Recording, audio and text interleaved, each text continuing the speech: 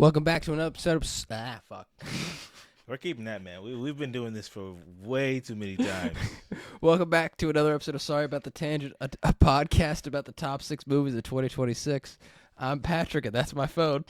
And I'm Devontae, and it's late. This is take 51 of this stupid episode. Oh, man. We're going to make a list of our top 6 movies of 2026 so far. And you're wondering why do we pick 6? Because we're in 2026. Yeah, that's the joke. We're going to get past it. Oh, Right. my God. It's been... It's been a fucking troublesome episode. Not to curse this early in. I'm going to look at my camera real quick. Yeah. This has been an annoying-ass film. I get a haircut tomorrow, so I at least I'm going to stop getting shit about my hairline. That'll be nice. Bro, they're going to find ways to just... Yeah, they've for been... No reason, man. People hate us a little bit. Yui Bowl fans. They hate you. Well, Yui Bowl fans hate me because I'm a little too dark. They called me a monkey, too. They said monkey plural. That was crazy, They actually man. put 2 emojis in it. Speaking of Yui Bowl, though... Yeah, we'll get into some quick. Oh, real quick. Hey, all you Citizen Vigilante fans, go fuck yourself. Real quick, honestly. Because your boy Army Hammer, your guy, he came out and he was like, I regret making this film. I feel horrible. He literally cried because it was so abhorrent. Reportedly. Yeah. Reportedly. Now, is this to save face? Don't know. All I'm saying is, that's your man. Your man over here crying because he filmed some deplorable shit, and you're defending deplorable shit, and you're calling me deplorable shit. You're deplorable. I said deplorable like 50 times. But Do you want anyway, me to clip this? yes. Okay. This is specifically me onto them. So we're not going to delete this video. I had to delete the last We one. had to delete the last one because I don't need to be called a It was monkey at 9 like a.m. 9 o'clock in the morning, man. It was my off day. I was trying to relax. I was just at work and I'm like, Oh my fuck? God, this got dark. But, not to go off on a tangent about awful Yui Bowl fans. We're going to get into our top 6 movies Yes. of 2026. You want to lead us off? I will. And I got number 6, Young Washington. All right, man. No, I'm just kidding. I'm not talking about that AI garbage. Number 6, I have The Backrooms, directed by Kane Parsons and Chidi Elfor. I believe that's how you... Yeah, cheat away elf. Chidi Elfor, yeah. I said Chidi like it's the good place. It's a character. Yeah, you're good. I try to describe this movie. I made a little joke, the same joke last night in the video I made, but I try to describe this movie, but it's like trying to describe a dog from memory. Yes, no, it's Or middle school. a very unique film. Like Middle school. A unique time in your life. yeah. I think I don't know. You don't remember middle school, do you? Dog, I'm 28. I don't have much memories of Damn. middle school that were. No, I'm just kidding. All right, dude. You're 3 I don't- years older than me. Yeah, I don't have much memories that were like that impactful. But what is impactful memories I do have is from Backrooms. Yeah. It's not. It didn't make my list. I enjoy it. I enjoyed it a lot, but like just for different reasons Mhm. than No, all that's the fair. ones on my film. I thought even though I didn't have any background knowledge going into this movie, like my sibling who had watched all the YouTube videos, Yeah. I know about the original 4chan, and I've seen I had seen all the stuff online tons of times, but I never really dove into the lore specifically, but I knew the general concept. But for someone going in with pretty minimal knowledge, it worked really well. You didn't really need to do a bunch of homework or have a bunch of pre-existing knowledge about the Backrooms to enjoy this movie. I took my dad to see this. Did he jump out of the goddamn seat? Yes, but did he enjoy it? Yes, he did. He had no knowledge of this shit, and he's like 60, so like that makes more sense going And in blind on him. That's another thing that's like so amazing about this film is it's such a niche concept, but like It's working for a Kane mass Parsons did audience. such a great job of like Mhm. keeping it like bare bones of like we're talking about this Backrooms, you're exploring it with Cheetaway or Clark in the film, you're exploring this new thing with him, so you're learning it. The audience is learning it with the character, and it works. Yeah, you're completely right, and I just think this movie was just a hell of a ride, honestly. Oh yeah, fantastic.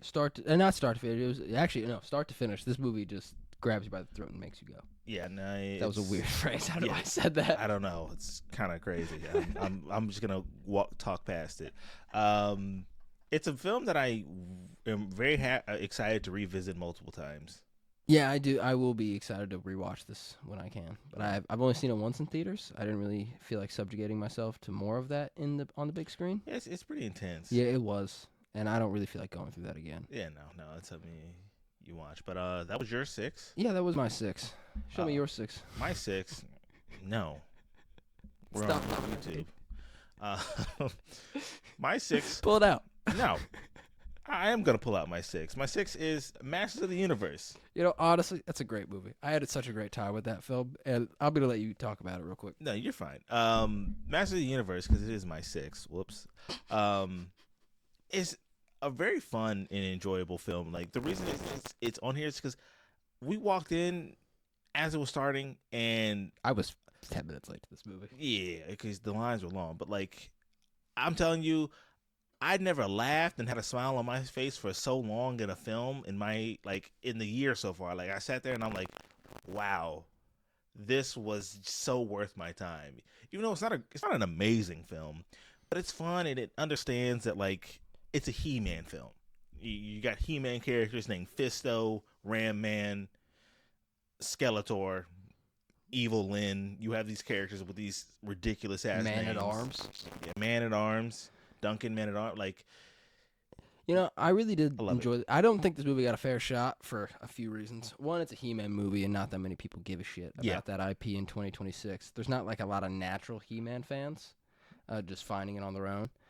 Jared Leto being in this movie also holds it back. Remember, we made posts about this movie, and people were literally commenting, Jared Leto. Yeah, Jared Leto. Yeah. And which is terrible, because unfortunately, Jared Leto is probably one of his best performances. It's his best performance in the last 10 years, for sure. Yeah. You can't. He won an Oscar. Yes, Dallas Buyers Club is really good. Yeah, I mean, Oscar winner, of course, but like he still sucks. But yeah. Because I mean, what you know Jared Leto for is what the shitty Suicide Squad film. God, that movie was bad. I saw that in theaters. He was in. Have you seen Blade Runner? 2049 or not? Yeah, 2049, right? Yeah, he was in that one. Yeah, I did see it. Okay, yeah, he was in that one. I don't know any of his performances that he's in. He was in Tron. He just I don't know. Fuck Tron. I hate Tron. He just takes a weird aura into like films and he makes it about himself. But in this one, I think it helps that he's literally not seen. Yeah, it's just his voice, and I think it's barely his voice. I think the egotistical nature of Jared Leto in a meta way really works for Skeletor. Yes. In that. Very self-absorbed. They are just two sides of the same coin, honestly, and it makes the character work on a whole nother level. Yeah, no. It's very similar to the way like Marty Supreme, the way they were casting characters was based off who they really were, for, like the actual actors, like Gwyneth Paltrow being an older actress, Timothy Chalamet being obsessed, all that stuff. Kind of felt true to this a little bit. Master of the Universe is very fun. If you have some free time, you find it on Amazon.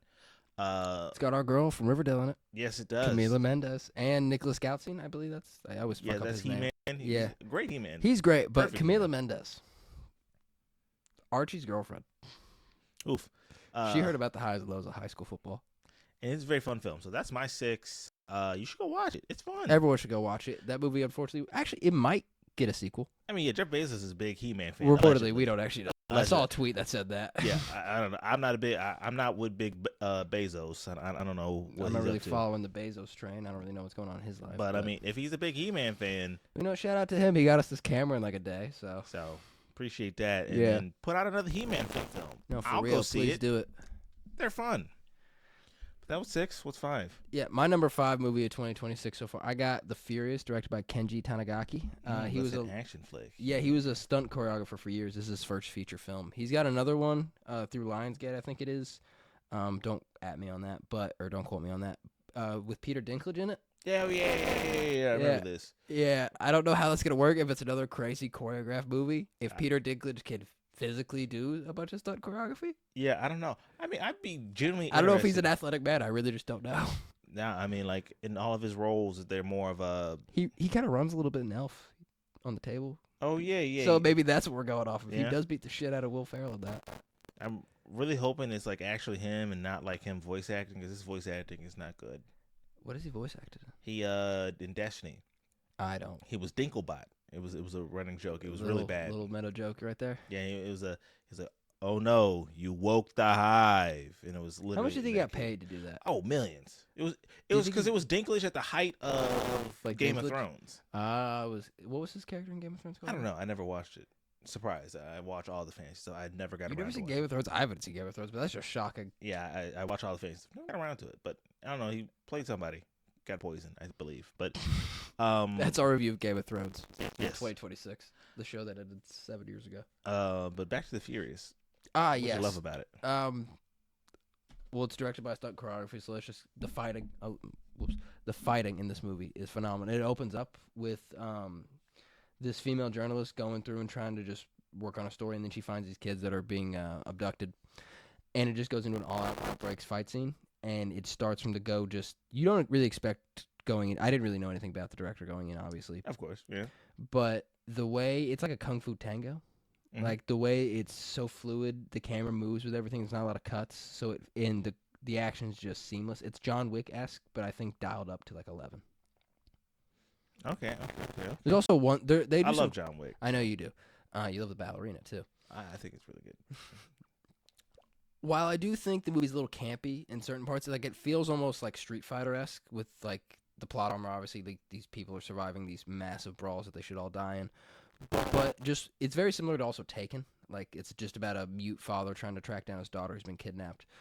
But just watching, despite him not talking, like you could see the love and admiration he has just on his face, and he does such a great job conveying that with no words. And I really did love that.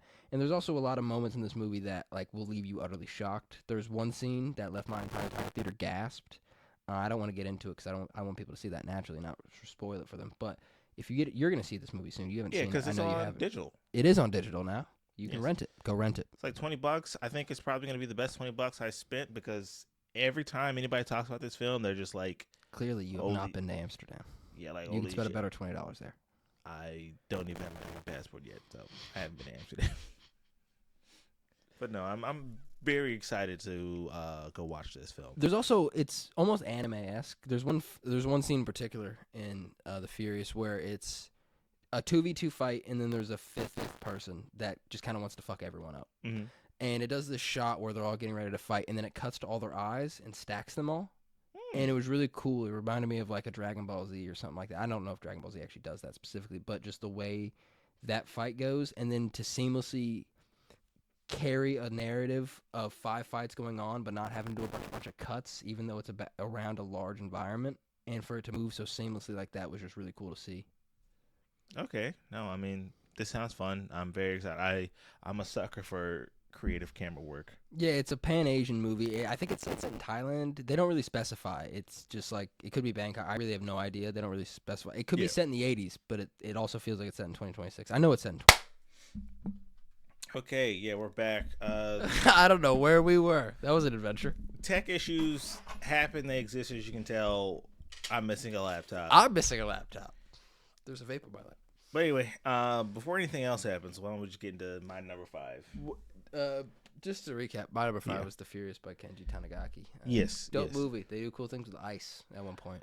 My number 5 is keeping in the foreign films, more specifically Asian films.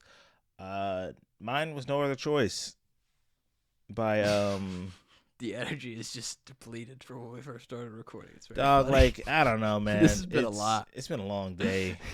I had work in the morning. We weren't joking. This is like the 4th time we tried to do this. My watch is dead. It's the what day is it? It's the 8th. The first time we recorded this was the 5th. Yes, No, the 3rd. 3rd. Yeah, It was the 3rd. So 5 days ago we first did this, and now we have to redo it. It's awesome. Yeah, but No Other Choice. It's one of my favorite films. It's 5. It's the 5th film that I enjoy of the year. It is about a businessman that works in paper who gets laid off, and his entire family financials get thrown out of whack. It's like if Michael Scott kind of got screwed over by Dunder Mifflin. Yeah, and so he finds a role and realizes that he's not the top applicant in the role, and so instead of working his charm, he's like, what if I just take out the competition? And what if I just murk him? Yeah, and he takes out his competitions and makes them look like accidents and things like that. I don't know, I loved it. When I saw the film originally, I was just recently fired, so it resonated with me very differently. I remember when you called me and told me to watch it. I didn't get a chance to see this in theaters, sadly. I've seen like 27 movies in theaters this year. This wasn't one of them, sadly. I just didn't get a chance. It was only in theaters for like a week. I mean, The Furious was only in theaters for about like a week or two, but it only had like 2 showings a day each time. Yeah, and I got like the 10:45 because I went after the gym one day. Yeah, the show didn't line up, and it was very annoying. That's kind of what happened with No Other Choice for me. I've heard only great things, and I really do want to see it. It's on my list, but these are just based movies that we saw in theater specifically. Yes, and I think it's a fantastic film. If you hadn't seen it already, it's a very enjoyable film. Got class struggles. It's very funny too. Class struggles. Get these like family drama that's mixed within. It's also a very wholesome, heartfelt film too. I don't know, I enjoy it. I don't have much else to say about it. It's a film that I need to watch again personally because at the time that I did watch it, I was in a different mind space and different time in my life. So I feel like revisiting it again will give me a new light onto this film and appreciation for it. That was very nice to hear. That was beautiful, Devontae. Thank you. I'm trying. Yeah, no, you're really. I'm trying really hard. Yeah, this has been a long day. That's my 5. Are we at 4? I believe we are at my number 4. All right. Yeah, and this is a movie we saw together in theaters. How did I say that? Christopher Borgli, I believe is how you say it. The Zendaya and Robert Pattinson led movie, The Drama. Oh yes. We didn't see this in theaters together, but we did see it in theaters. Oh, you saw it the day after. Yeah. You texted me about it immediately. The first thing you said to me was, "She's the only not bad person." Yeah. Generally, Zendaya is just the only good person. I really enjoyed the movie. I thought it had a lot of humor. I didn't expect it to be as funny as it was, and so I don't know a good word to use, but so with the sensitive topic, being so front-handed with it, and then putting out letting everyone's reactions showcase what kind of person they really are. Yeah. And then having all these people judge her after they just got done saying horrific things they did, and they actually did those things, and hers was just a theoretical idea. Yeah, she. But the movie was hilarious, like when the computer restarted. Oh, that killed me. Man. Honestly, her going deaf was really funny, too. To me, it's a fantastic film about, like, I think learning how, like, forgiveness and how much you love a person and personal growth, because people grow and change. You aren't the same person you were in middle school or high school than you are right now. And if you are, we have problems. Genuinely, I think you do need to some Peter Pan syndrome going on. Yeah, you need to evolve as an individual, and some of these people are just averse to growth in the film, which is just very fascinating.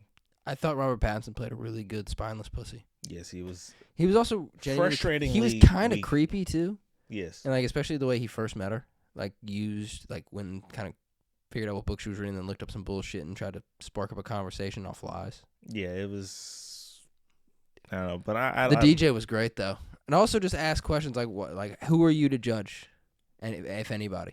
Yeah, everybody has a horrible thing they've done. I really love the setup of that entire the entire premise of the. And Zendaya is just great. Robert Pattinson, the way he can just transform from movie to movie. Yeah, Robert Pattinson is very versatile actor. Shout out to the Twilight guy. Yeah, I'm very curious to see what he's gonna look like in the Odyssey. Yeah, and in Dune. I haven't seen any of the Dunes. I'm sorry. I mean, he's only going to be in Messiah, so. Well, I'm really excited for Batman Part 2. Yes, that too. I need that movie so badly. I don't even know what it's about. I hope it's Mr. Freeze. I know Victor Zsasz is one of the characters, Sebastian Stan, reportedly. Yeah. But I don't know what's going on. That movie may never come out. That movie's just a theoretical idea until I actually fucking see it. I'm going to be so honest with you. It's filming. So yeah, it might be filming. Doesn't mean it's actually coming out. Who even knows if it's a filming? It's a Fugazi. It's Fugazi. Who knows? Yeah. Go into your number 4. My 4? You don't remember your 4, do you? I do. Give me a minute. I'm finding it. It was... Send Help. Are you sure? Positive. It was Send Help. Matches my shirt. Send Help, filmed by Sam Raimi, starring Dylan O'Brien, Rachel McAdams. Rachel McAdams. Apologies for the yawn. I'm trying really hard.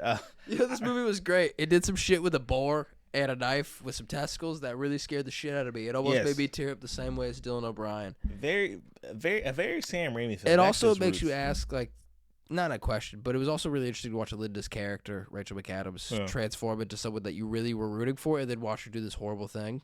Yeah, and then you're almost like, ooh, I don't know how. Like, I still want you to beat Dylan O'Brien in this specific scene, but I don't necessarily love you. I want you to like kill him. Honestly, I didn't really care if she killed him, but I was more like, I don't really care if you win or not. Like, if Dylan O'Brien won, I would have been like, but you killed. Oh, that's a spoiler, but she killed the girlfriend, which was wild to me. Yes, indirectly. Yeah, she did that shit on purpose. Yeah, she did it on purpose. I mean, watching somebody fall off a cliff when you can help them is, I think, you're actively participating in somebody's death. That's valid. What I really love about this film is like Rachel McAdams' character, watching the role, the power dynamic flip. Yeah. And the island and the office space paralleling so well within the film. Really fantastic. I loved how they try to make Rachel McAdams look not attractive. Yeah. It didn't work that well. I mean, that one scene with the tuna specifically did kind of work, and I wanted to throw up a little bit.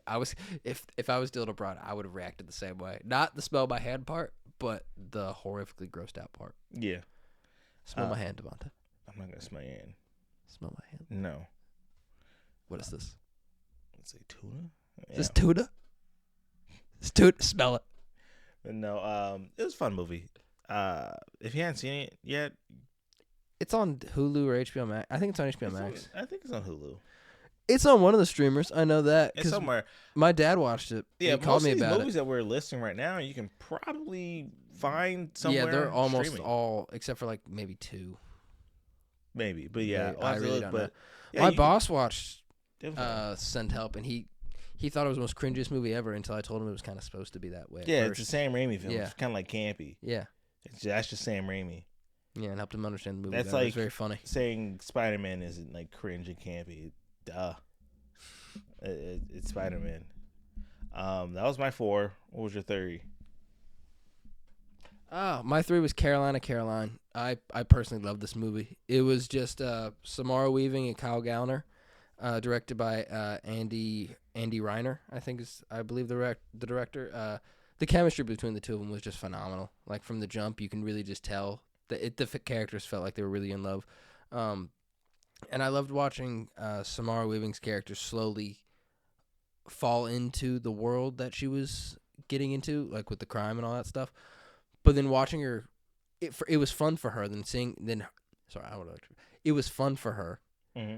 But watching her actions affect others really took a toll on her at one point. You can really see it in her eyes. And the way that makes her kind of regret everything she's starting to do was really interesting. But then by the end, she's decided to still continue on going with the con, despite losing Kyle Gallner later in the movie. I also just thought the set work was great. They shot it in 25 days. Oh. I don't believe it was all shot in chronological order, but it was for the most part shot in order of the story, which I thought was really cool.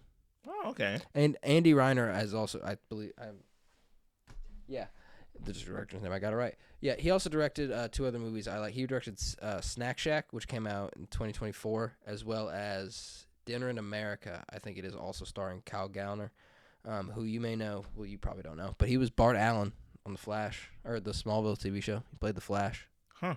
Impulse, actually, is technically who he played. They literally called his character Impulse. And Bart. Yeah, Impulse and Bart Allen, who is from the future. Did I get the rights to? No, what's funny is, actually, I can tell you. So in it's season 3 or 4, I believe it is, that he shows up, but he steals Clark's dad's wallet or whatever, but then he goes and finds him in the hotel room, and he pulls out his wallet, and he has all these fake IDs that one says Jay Garrick, one says Barry Allen, one says Wally West, and he goes, "What's your real name?" And he goes, "Bart," which I thought was really funny after you learned about the comics. They chose the most obscure one to make the Flash of the Smallville TV show. You know, yeah, go off, I guess. It was funny. Yeah, no. But he's also in the movie Smile. Samara Weaving, love her and all the Ready or Nots, Babylon. She's in a lot of good scream. She does have a good scream. Just guttural, just scream queen scream. You want to do it in the mic for us? I can't. I don't know how she does it with her throat. Like, like that. There's like, I can't replicate it. I'll post a clip of her screaming. But like, the way, like, because it like like her scream, like, stop talking about the girl's throat, man. Cashes in her throat, but it's just so great. You're making it weird. You can't say catches it in her throat. Yes, I can because you can't. it sits there. It's a real. I really enjoy her scream. Like it's a fantastic horror scream. Samara Weaving. Samara Weaver's a different person. Yeah, I know. It's late. My 3. Fuck you. My 3 is Disclosure Day. I hated that movie, but go off. I loved it. I loved it so much. It's in the minority. Yeah, it is. It's a Spielberg film. Love Spielberg. Not that one. I'll let you go. I'm sorry. Oh. Pardon me. Sorry. I'm old. You're 28.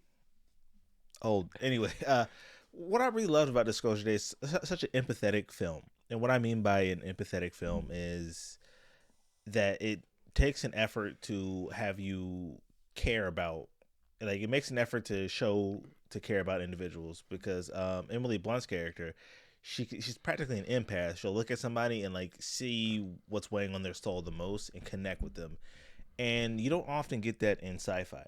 You don't get sci-fi that often tries to connect with humanity in like a positive light. Usually sci-fi is something that like shines negativity on humanity, and Disclosure Day does the opposite of this. It's a movie about all us coming together for one common goal, and this common goal is to be like, hey, everybody's understanding, like learning that aliens exist. And another reason why I'm a big fan of it is the way it handles religion within sci-fi. In this aspect, it's handled with so much care and grace and like thoughtfulness, because so often in sci-fi too, religion and science are often clashing, or the lines are blurring that you can't really tell the difference between like what is religious faith and then what is a scientific miracle. In a sense, it blends and it flip-flops. But in this one, they're in like a sort of harmony, and I don't know how else to describe it besides like they coexist in a perfect ecosystem where they acknowledge each other and say, instead of we both can't exist at the same time, it's like, why not both? Why can't both not be true? And I really love that. That was very beautiful. I do have one question for you. Yes. Did you like the designs of the aliens? I thought it was funny with the green people design, like the big ass heads. The big gray heads. Yeah, it's fine. I think it would have been really cool if they made it like an ET style one, just to, because he did like say it was like his personal trilogy of alien movies, so it would have been cool. It would be a cute little callback. No, it would have made the movie so much more depressing. If you see the videos, it's like little ETs that it's all happening to. Yeah, they're just torturing little ETs. It's kind of fucked up. I mean, it was still fucked up. They're torturing the little gray guys. Yeah, that's the one bad part that was bad about Humanity. They decided to fucking do experiments on all these aliens. No, I really enjoyed that film. That's why it's 3 and it's rated so highly for me. I don't know. That's all I had to say about it. You want to talk about your 2? Or? Oh yeah, what is my number 2?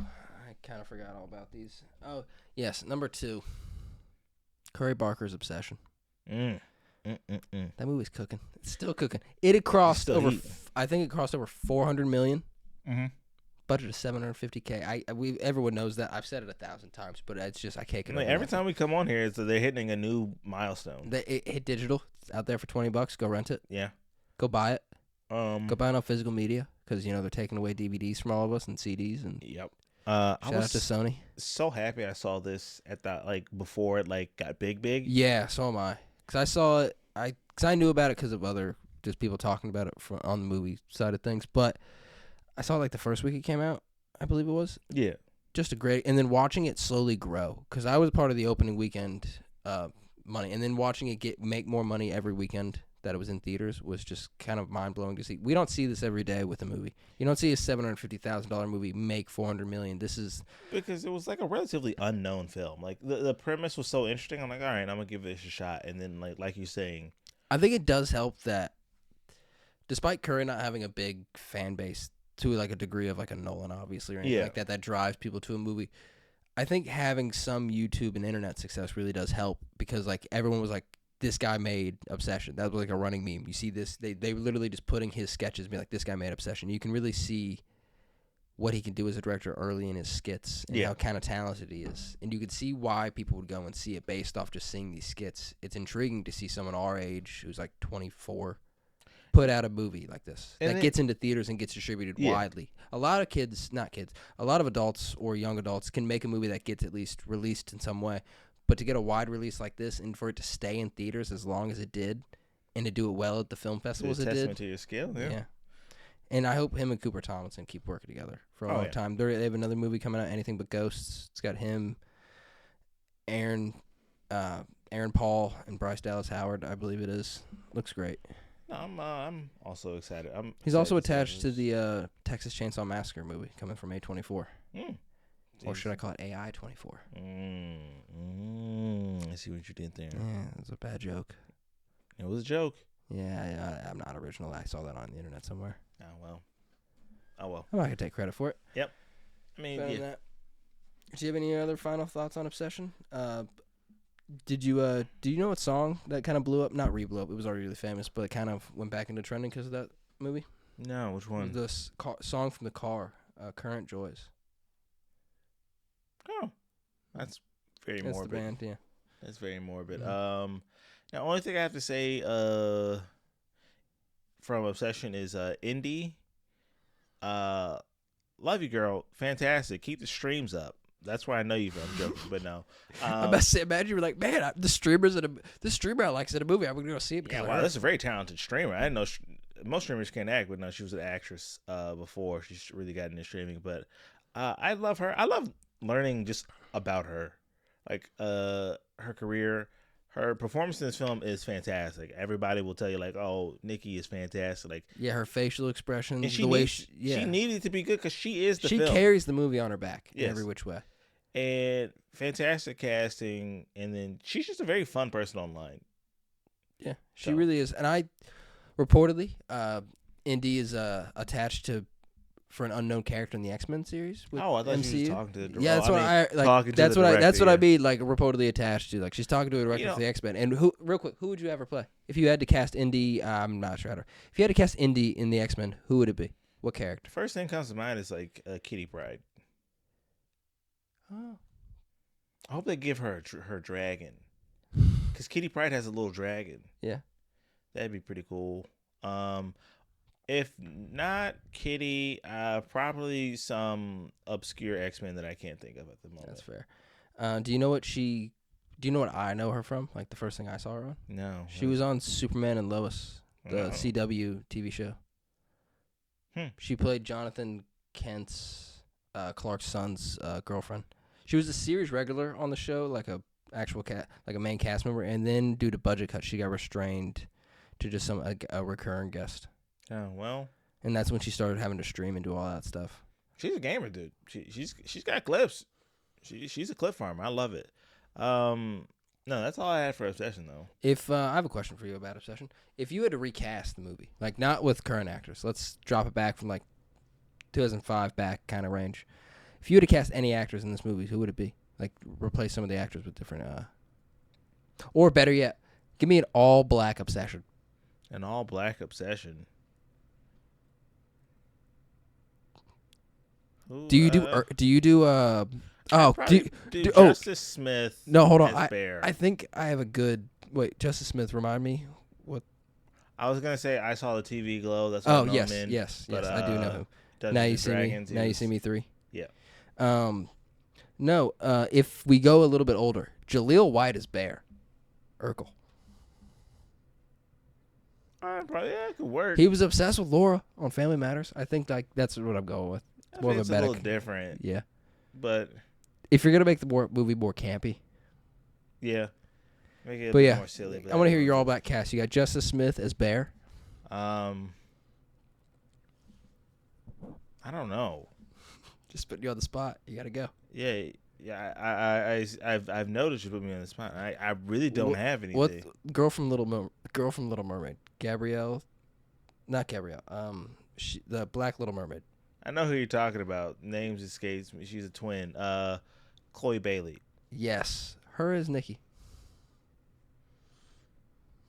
I haven't seen her in a lot of work, so I'll possibly. Oh, you know who I'd cast as what's her name? Sarah. Sarah the friend. Yeah. Yeah. Uh, Infinity. Oh, Chase Infinity. Chase That would be Infinity. a good one. Yeah. Yeah. And then you got to do Ian. Michael B. Jordan. How does that make more sense? Why she's hooking up with him? Yeah. No, who would I don't know. I'll be Michael B. Jordan because it's funny. You know what? You know what cast? Ned. CEO of Sex himself. I know he's not black. He's Polynesian. It's close. Yeah. Pretty sure he's Pacific Islander. We're sorry if we got it wrong, but that is your all minority casting for Obsession. Yes. Am I confident in it and will put my name on it? Absolutely not. This is the first time I thought about this. I'll make a graphic for this. Yeah, sure. You can waste your time with that. What's this? What are we on, 2? Yeah, we're on 2. What did I put it for 2? Oh yeah, I remember what I put for 2. Project Hail Mary. You bastard. It's my number 1. I mean, Not to spoil things. That's my number 1 movie. I love Project Hail Mary. I loved it. I read the book. I was very familiar with the book. I think this is the only movie we have the same on the list. I believe so. So I guess we can just both talk about it here. This is my number 1 movie of the year so far, Project Hail Mary. Number 1. Chris Miller, Yep. Phil Lord, also directors of Spider-Verse. Yes. Banger movie. I need the third one, Beyond. Pick it up, guys. Animation's hard. I get animation's hard. Get in the fucking booth. Record your lines. Let's do this. That's like the last thing. I know.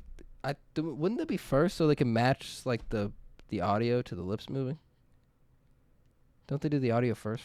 Probably. I don't know. Like it's the easiest part. Animation's hard, man. I get it. They were animating the last one up to like a week before the Yeah, release. give them a break, man. You don't gotta rush. I know you're gonna put out good stuff. I know they will too, but didn't they also give us a release date of a year after the second one? I don't know why. And you know what? It's been like 3, hasn't it? I knew when they said this, the next one's gonna come out in a year. I knew that shit wasn't gonna happen. I have watched plenty of animated shows, animes, and all that. To Mappa and like all those people have people delusional into thinking that like, oh, things come out within a year. No, people who get worked like slaves, yeah, sure, but X-Men 97 looks great. It came out. Season 2 came out 1 year after season 1, I think. No, it's been a minute. Has it been 2 years? It's or been 1 year? about 2. Oh, fuck. Yeah. Yeah. So God damn it. it Well, takes they some took their time. time on that one. It looks great. We'll talk about that on the next episode. Of course. But no, Project Hail Mary. I've read the book first. Big fan of Andy Weir. He's the writer of the Project Hail Mary and another book turned to film, The Martian. Who are both of those hardcore sci-fi writer. I just love his work, and when I heard this was going to get adapted into a film, I was so excited, but also worried because book adaptations don't work. But I was less worried because The Martian was so good compared to the book that I knew that Project Hail Mary had to hit. I did not read any of the books. I've never read any of Andy Weir's books, but I do love The Martian. I've always loved sci-fi kind of in space movies. Mm-hmm. I've never really loved science fiction like as much as you do, but I've always loved like space movies like Interstellar, Apollo 13, 2001: A Space Odyssey, obviously. But I really love The Martian specifically. I think it's because both like The Martian and Project Hail Mary, you're just watching people be really smart in a critical life situation, and it's almost like competency porn. Yeah. You're just watching these dudes be really good at what they do, and it's really satisfying to my brain, and it's really rewarding to actually see these things. Like, you saw them when they were at their lowest, go from point A to point B. Yeah, I mean, honestly, if you love that, I think you'd really enjoy the books themselves because watching them, like, work out the math and all that is very fun. But that's not even the heart of the film. The heart of the film is the relationship between Grace and Rocky. You know what? Yeah, fist my bump, man. But that whole relationship within the book literally brought me to tears. It was so beautiful, and I was worried to see if they were going to execute it in the film. And honestly, they knocked that out the park. I thought the choice of using a puppet rather than CGI really brought it to life because you can really see the animation in Rocky. Now, some people might argue you could do that with CGI too, but I think using the puppet and then using the real voice in the room also helps Ryan. Yes. Give a better acting performance because he's actually working with something tangible in front of him rather than just like a blob. Yeah, no, and just a gray blob with like balls on it that moves around. What I thought was interesting is like while writing his books, I read a thing that said he would like post chapters, like a little blurbs of it, to like have people check his science on like science web pages and forums just to make sure like, is this possible? If not, tell me how to make this theoretically possible in this situation. Or tell me a way around it. He's just really good and really strong as just a writer. I'm very excited to see his next project. He has other books, but they're not as popular as. He only has 3. He has 3. I know the third one is Artemis. Artemis is not as popular as Project in both. Yeah, nobody is a big fan of Artemis. I actually quite enjoyed Artemis. It's a different style of film. It's more like a heist. Oh, I do love a heist. Yeah, it's like a space heist. Like The Last Jedi. No, that's a space heist. Yes, technically. I mean, they do my boy Finn Boyega. That's his name. John Boyega. John Boyega. Finn is his character. Yeah. They put about this. They do him dirty. They just put about a side quest the whole movie. Yeah, no, but the movie's terrible. It's like they're on a colony on the moon and they have to like destroy these machines for this like thing. It's fun. It's not quite like any of his other books.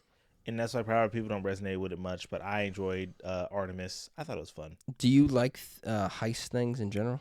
I enjoy heist films. They're fun. Do you have a favorite heist film or anything? Like, I love The Town. Ocean's 11. Probably the Now You See Me's. Yeah, those are great. That's a great pick. I love the Now You See Me. And Jesse I almost said Samberg. Jesse Eisenberg says those are like his favorite movies to do. They're almost like therapy for him. Yeah, they look fun. They do look fun. It really pisses me off that the second one is not Now You See Me, Now You Don't. Yeah. It really pisses me off that they waited to the third one for that. I don't know what they would have named the third one, how they made that the second title, but it still pisses me off. Why the fuck would you do that? What are we doing? Mm-hmm. All right, go into your number 1, sir. My number 1 is a film that not a lot of people saw, but I think everybody should take the time out to go see it I think it's on Hulu right now. It is 28 Years Later, The Bone Temple, directed by none other than the talented and beautiful Miss Nia DaCosta. You might know her from movies like The Marvels, Candyman. Mm-hmm. I believe I'm forgetting one in there. There's another one, but I didn't see it. I didn't realize I was a Nia DaCosta fan until you were like listing all the movies she's worked on. Yeah, the third time we recorded this or the first time, whatever that was. And I was like, oh wait, because I loved Candy. Candyman was so great, it was so refreshing, and my camera just turned off. Yeah. Candyman was such a refreshing film that I loved so much. But The Bone Temple, made by Nia DaCosta, she takes the reins of the second movie in like the trilogy of 28 Years Later. We follow Spike, who we met in the first film, who went through this beautiful but arduous journey of trying to help find a cure for his sick mom. And we get introduced to Dr. Kelson, played by Voldemort. I can't think of the guy's name right now.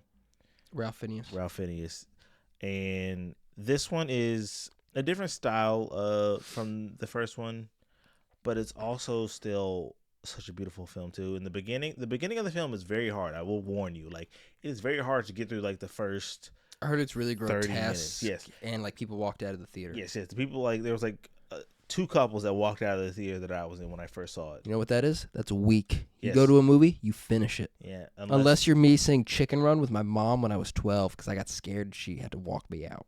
You got scared of Chicken Run? I did. That's crazy. I think it was Chicken Run. It was one of those claymation movies. That's hilarious. I love Chicken like Run. Ramen and Ronald or whatever. Wallace and Gromit? Thank you. Oh my God. Yeah, I don't know. I'm tired, man. Yeah, I'll let it slide. Yeah, my brain's not working. I remember Chicken Run. Fuck off. But no, Ralph Fiennes has a fantastic performance as Dr. Kelson. He takes on this mission to help cure Samson, the alpha in the film. And there are two scenes in this film that are my favorite. Is when Samson gets cured. That scene is just fantastic. And then the second scene is Ralph Fiennes doing his best devil impression to the Black Sabbath, I believe. No, Iron Maiden. Iron Maiden, yes. We Googled this last time. Oh, it was Mark of the Beast, Number of the Beast. I got you. Give me 1 second. It's one of those names. Mark of the Beast. Mark of the Beast. I see. I knew. Yeah. No, the Number of the Beast. Number of the Beast. Okay, I said one of the two. I said both of them, but yeah. I don't know. I typed in Mark and it filled it in with Mark of the Beast. Yeah, Number of the Beast. Google screwed us. Yes, but like they're screwing movies with A24. Yes. That entire scene was just so fun. You could tell Ralph Fiennes was having a ball and was giving it his all. Nia DaCosta, fantastic direction on it. Not a lot of people saw it. And then that's just like a common theme with her films, though, which is so depressing. Not a lot of people saw it. Hilda, I think is the name of the film with. Yes, it is. Oh, Zazie Beetz? No, Tessa Thompson. Yeah, Tessa Thompson. Yeah, Tessa Thompson's in it. I think it's Hilda. I think is the name of it. I'll fact check it. Yeah.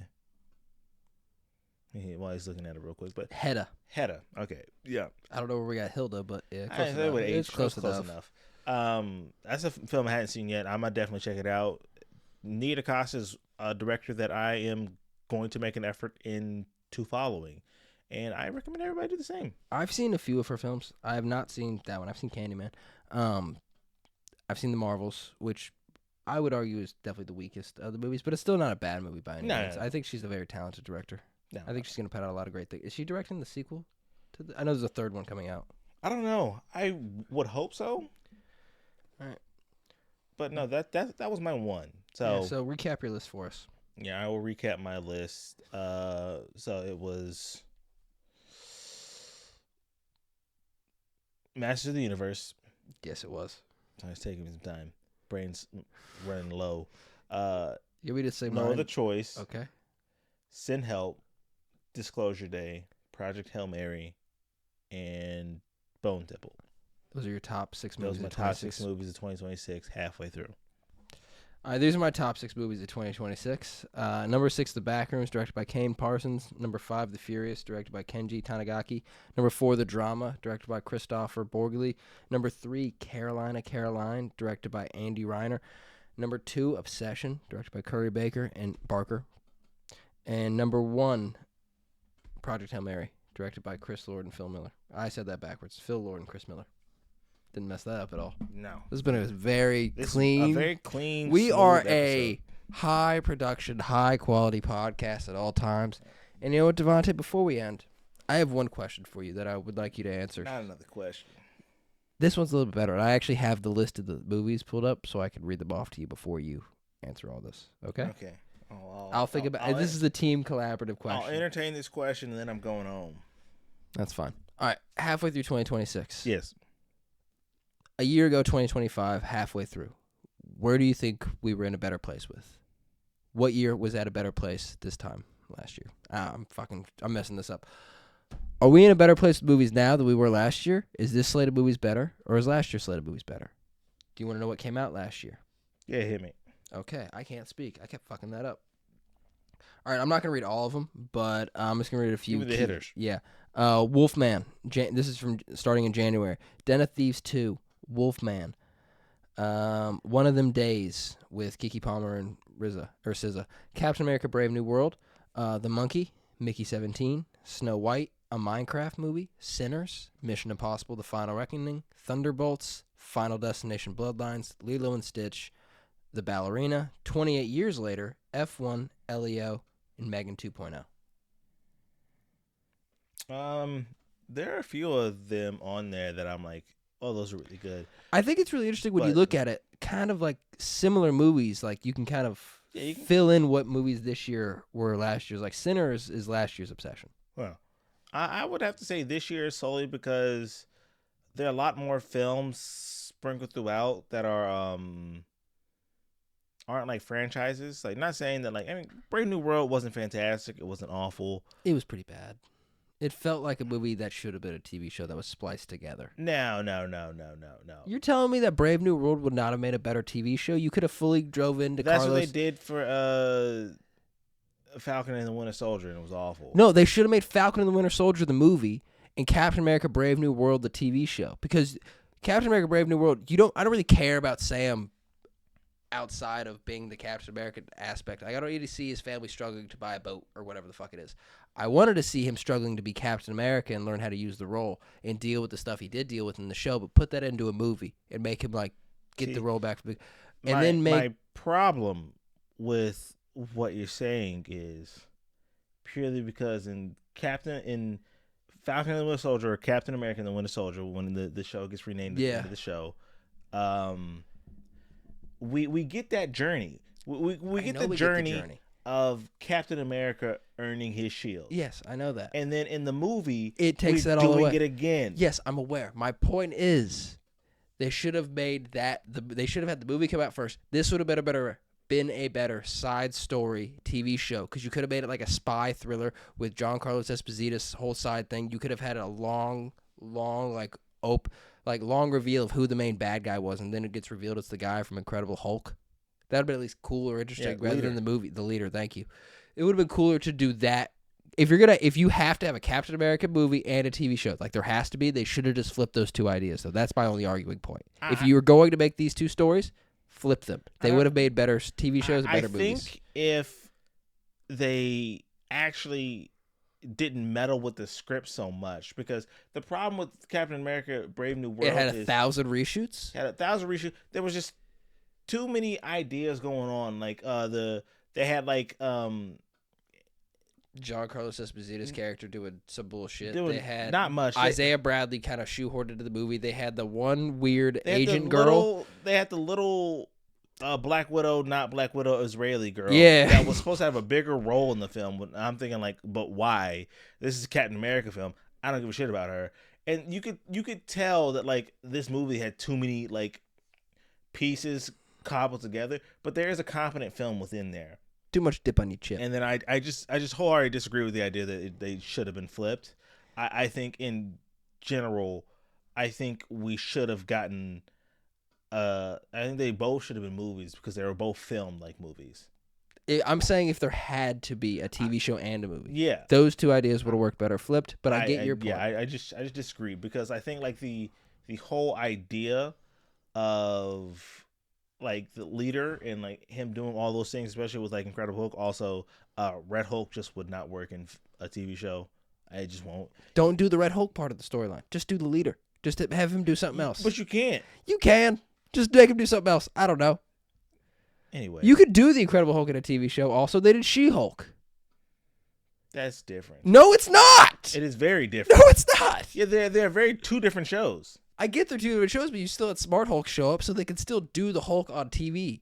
It's not like a budgeting problem. They can't. It is a budgeting problem. No, it's not. It is a budgeting problem. No, they could. It's Disney money, but it is always a. But like, how did they have it in She-Hulk though? How many times do we see her as She-Hulk? I don't know. I haven't seen the show since it came out. I'm late. I'm just trying to do some shit now. I'm just arguing to argue. Talking out of your ass is what you're doing. I don't care. I do. To answer your question, 2025 or 2026? Which movie's best? What movie year is better? I'd say 2026. There are a lot of individual newer IPs that have come out this year that have like hit and are really good. Like Backrooms, Obsession, Furious. Mm-hmm. No other choice. I don't put Bone Temple in there because Bone Temple's great. Bone Temple's is an already established IP though. You just said like there's not like a. I'm putting it in anyway. I'm just like really great individual films. Okay. But I thought you said your whole point was like the lack of IP. Yeah, I just want to throw Bone Temple in there because I love it so much. Okay. Don't judge me. I mean, there was a lot of original movies last year. Yeah, but these feel like they hit a little bit more. I'll throw in Project Hail Mary, even though it's not like a new IP, original story. But yeah, I'd say this year. I think I had more fun with last year's slate of movies. F1 is such a rewatchable, such a fun time at the theater. Thunderbolts is a great movie. I didn't love Fantastic Four, but that came out in July, so I'm not going to count it. Sinners is one of my all-time favorite movies. And I think that alone just gives it a little bit of a bump to me. Yeah, I think Sinners is great, but just like there's a lot of stuff weighing Sinners down, just like holistically for the year or for that half-year mark. that like bring it. Like Sinners is doing a lot of the heavy lifting in that, in my opinion. But I think personally, because I just loved F1, Sinners, and Thunderbolt so much, I just had a better time with those three movies. I think they peaked. I think those three movies had a higher peak, but this year's been more sustained. that's fair. Yeah, that's your answer. I'm tired. It's 12 o'clock. It is 12:04. We started recording this at. You got here at 8. Yeah. 8:30. We are bad at this. We are not great at the setup, but we're getting better. Something's out of your control, but you know what's not out of your control? Hitting that like button, Yes. subscribing, and sharing We didn't it do with our your usual. friends. Yeah, we didn't do our usual thing at the beginning. Yeah. So follow us on all of our social medias. Yes. Sorry about the tangent on Instagram, Twitter, /X, YouTube. Which I hope you're already watching this on YouTube. You can also email us at sorryaboutthetangent@gmail.com. Yeah. But no, other than that, y'all take it easy. Yeah, come back. We were talking about our X-Men 97 thoughts and get into the Odyssey soon. Yes. Thank you, David.